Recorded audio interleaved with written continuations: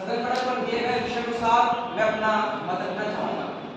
महोदय, विषय पर विस्तृत चर्चा करने से पूर्व मैं अपने मायने में कुछ एक बात रखना चाहूंगा कि मुझे मेरे हृदय पर बड़ा आघात होता है जब कुछ युवा विद्यार्थी जो ऐसे संगठन से आते हैं जिसका नारा एकता और अनुशासन होता है, वह इस महाविद्यालय रूपी मंदिर के गुरुजन रूपी भगवान को तालाबंद कर देते हैं और उनके साथ अनुशासनहीनता का व्यवहार करते हैं। महोदय, वो अनुशासनहीनता का व्यवहार करते हैं। आते बोले 4 दिन नहीं है, परंतु एक दिन में सारा काम होना अत्यंत आवश्यक समझते हैं। इसलिए मैं सर्वप्रथम प्राथमिकता समझता हूँ युवाओं की जिम्मेदारी के रूप में, तो वह अपने गुरु का सम्मान के रूप में समझता हूँ। क्योंकि महोदय, इतिहास में साक्षी है, जब जब गुरु का अपमान हुआ है तब तक धनानंद जैसे दुराचारी को भी अपनी राजनीति छोड़ने पर विवश होना पड़ा। महोदय, अब विषय पर विस्तृत चर्चा करता हूँ। आपसे एक प्रश्न करता हूँ, क्या चंद्रमा अपनी शीतलता बिखेरता है? क्या दिनकर अपना तेज प्रदान करता है? क्या नदियां प्रवाहमान होती है? तो आपको सुनने बड़ा हास्यास्पद लग रहा होगा। आप सोच रहे होंगे कि प्रत्यक्ष को प्रमाण की आवश्यकता नहीं होती। जी हाँ महोदय, प्रत्यक्ष को प्रमाण की आवश्यकता नहीं होती है। यही मानना मेरा आज के इस विषय को लेकर है कि युवाओं की जिम्मेदारी देश के प्रति होनी चाहिए। महोदय, किसी भी राष्ट्र के उत्थान के लिए उस राष्ट्र के आर्थिक क्षेत्र को, उसके सांस्कृतिक धार्मिक क्षेत्र को, उसके कृषि क्षेत्र को, उसके तकनीकी क्षेत्र को और उसके कृषि क्षेत्र को विकसित होना पड़ता है, जब जाकर किसी राष्ट्र का उत्थान होता है। और उस राष्ट्र का उत्थान उन सभी क्षेत्रों में कार्य केवल युवा कर सकता है। हमारे देश का युवा महाबली हनुमान है, जिसे अपनी शक्तियों का भान ना हो तो ठीक, परंतु जब उसे अपनी शक्तियों का भान होता है तब सोलगन सागर लांघ भी सकता है और नदी में सेतु बांध भी सकता है। इसलिए अपनी शक्ति का भान करके वही चंदेल जैसे युवा उज्जैन संभाग में 55,000 युवाओं को पछाड़कर अपनी शिल्पकारी का प्रदर्शन करके अपना परचम लहराते हैं। और महोदय, मैं आपको आश्वासन लिखित में भी दे सकता हूं कि उनके जैसे युवा अमृत काल में अपनी धार्मिक और अपने सांस्कृतिक और अपनी धरोहरों को, अपनी शिल्पकारी के ज्ञान परिवर्तित कर विश्व को अपने संस्कारों से परिचय करवाएंगे। जैसे सभी युवाओं की जिम्मेदारी होनी चाहिए कि अपने संस्कृति और अपने धरोहर का संरक्षण करें, अपनी धरोहर अपनी संस्कृतियों को जाने, तभी हमारा देश हमारी संस्कृति को लेकर चलेगा, तभी हम आगे बढ़ेंगे और वसुदेव कुटुंबकम की परंपरा के साथ इस देश को पुनः विश्व गुरु स्थापित करेंगे। महोदय, यह बात विरासत पर गर्व करने की है। अब बात आती है आर्थिक क्षेत्र में अपने आप को सुदृढ़ बनाने की। महोदय, आज मैं देखता हूँ कि कई युवा सरकारी नौकरी की चाह में अपनी तमाम उम्र निकाल देते हैं और जब अंत तो जब उससे कुछ भी हासिल नहीं होता है तो वह आत्महत्या जैसे कदम उठाते हैं।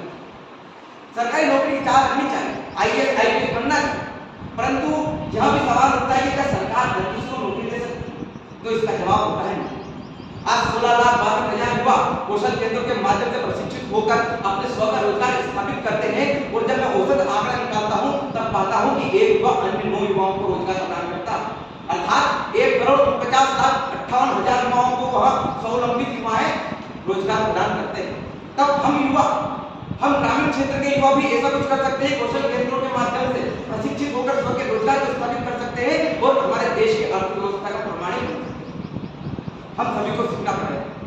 हमारे पास पुराने जमाने में साधन नहीं थे, परंतु फिर भी हम सोने की चिड़िया कहलाए कि नहीं कहलाए। परंतु आज हमारे साधन होने के पश्चात भी पिछले 2 साल पहले मैंने सुना था कि हमारा भारत 5वीं सबसे बड़ी अर्थव्यवस्था है, परंतु मैं 2 साल से यही सुनता रहा हूं कि 5वीं सबसे बड़ी अर्थव्यवस्था है, 5वीं सबसे बड़ी अर्थव्यवस्था है। हम एक पायदान के ऊपर नहीं उठ सकते। आखिरकार क्या कमी रही हमारे अंदर? तो हमारे अंदर रही कि हमने प्रयास नहीं किया उसके लिए। युवा 100 के रोजगार को स्थापित नहीं कर सका, इसलिए युवाओं की जिम्मेदारी होनी चाहिए कि वह 100 के रोजगार को स्थापित करे, नौकरी पाने वाला नहीं नौकरी देने वाला बने, अपनी आर्थिक स्थिति को अपनी तार्किक क्षमता से हासिल कर सके और देश की आर्थिक व्यवस्था को 5वीं अर्थव्यवस्था बड़ी अर्थव्यवस्था की जगह 4थी अर्थव्यवस्था नहीं, 3री अर्थव्यवस्था नहीं, विश्व की सबसे पहले और सबसे बड़ी अर्थव्यवस्था बनाने का प्रयत्न करें। महोदय, उद्योग के क्षेत्र की बात करूं तो मैं पाता हूं कि हमारे देश में पिछले 2 साल में जब पूरा विश्व कोरोना महामारी से जूझ रहा था तो हमारे देश ने 108 यूनिकॉर्न दिए। यूनिकॉर्न और उनकी वैल्यू 7,000 करोड़ से 10,000 करोड़ की है। हम भी वह प्रयत्न कर सकते हैं, अपना खुद का स्टार्टअप खड़ा कर सकते हैं। और रही बात लोग सोचते हैं कि हम पैसे कहां से लाएंगे, तब सरकार की मुद्रा योजना के तहत लघु उद्योगों को स्थापित करने के लिए 5 लाख से 20 लाख तक का ऋण प्रदान कर दी। मध्यम उद्योग के लिए 50 लाख से 70 लाख तक का और बृहद उद्योग के लिए 2 करोड़ से लेकर 5 करोड़ तक का ऋण प्रदान करती है। वहां सहायता लेकर हम अपना खुद का स्टार्टअप खड़ा कर सकते हैं। मैं अभी कुछ दिनों पहले महाजन पंचायत में गया था, तब मैंने वहां के एक आए इंडिविजुअल जिन्होंने अपना खुद का स्टार्टअप खड़ा करा। आज उनकी बात सुनकर मुझे बहुत अच्छा लगा, बहुत गर्व महसूस हुआ। उन्होंने कहा कि हम गौरव की फ्रेंचाइज नहीं देना चाहते हैं, गौरव को फ्रेंचाइज देना चाहते हैं। इतनी बड़ी बात कही उन्होंने कि जिन्होंने 400 सालों तक हम पर राज किया, चाहे मुगल हो चाहे अंग्रेज हो, हम उनकी सत्ता स्वीकार नहीं करेंगे। हम अंग्रेजों को फ्रेंचाइज देंगे, ना कि अंग्रेजों की फ्रेंचाइज स्वीकार करेंगे।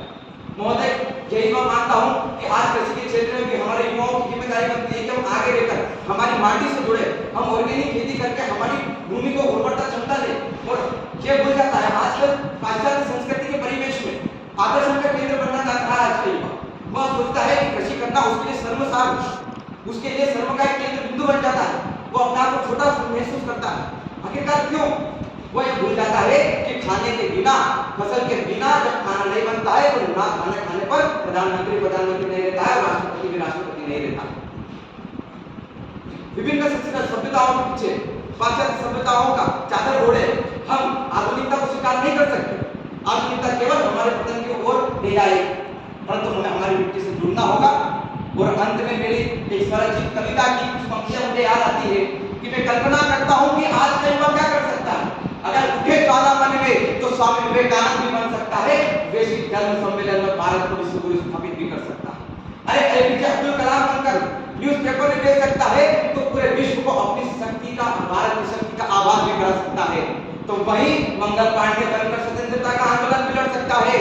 और एक चाय वाला प्रधानमंत्री बनकर पूरे देश का नहीं, अभी तो पूरे विश्व का नेतृत्व कर सकता है और वसुदेव कुटुंबकम की परंपरा से परिचय करा सकता है।